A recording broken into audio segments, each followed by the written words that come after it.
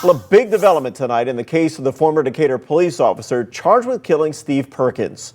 Earlier today, a Morgan County judge denied Mac Bailey Marquette's request to have his upcoming immunity hearing and murder trial postponed.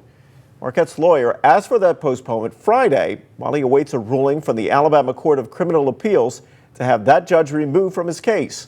In that appeals court motion, Marquette claims the judge had inappropriate conversations with both defense lawyers and prosecutors, and that the judge told a Decatur police lieutenant he did not plan to grant Marquette immunity because it could put his family in danger and cost him re-election.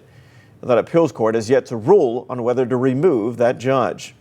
Meanwhile, for the first time tonight, we are hearing his account of what happened the night he shot and killed Steve Perkins. WAAY 31 anchor Chris Tatum breaks it down.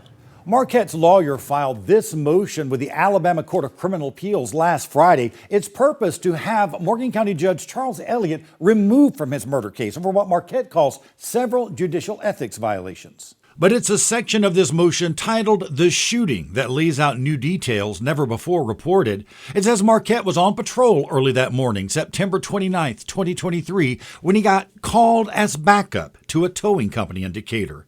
He says a tow truck driver told him and other officers Perkins had threatened him with a gun earlier when he tried to repossess Perkins' vehicle. Says the driver requested a police escort back to Perkins' house so he could safely make that repossession. The document says Marquette, several officers, and a supervisor went with the driver, that they took various positions around Perkins' house, and that the driver was still in his truck when Perkins came outside, his arm extended, a Glock 9mm in plain view pointed at that driver.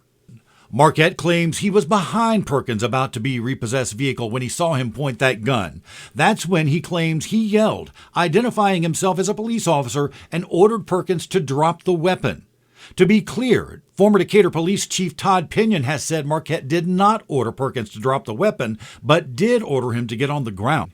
Either way, Marquette says Perkins then turned, pointed the gun at him, and that he fired his duty weapon to, as he put it, eliminate the deadly threat to himself, his fellow officers, and the tow truck driver. In all, Marquette fired 18 rounds that September morning. He is now charged with murder, but his lawyer, who specializes in police-involved shootings, says in this document that Marquette was within the law when he shot Perkins, and he says Marquette should not be, in his words, prosecuted for doing his job.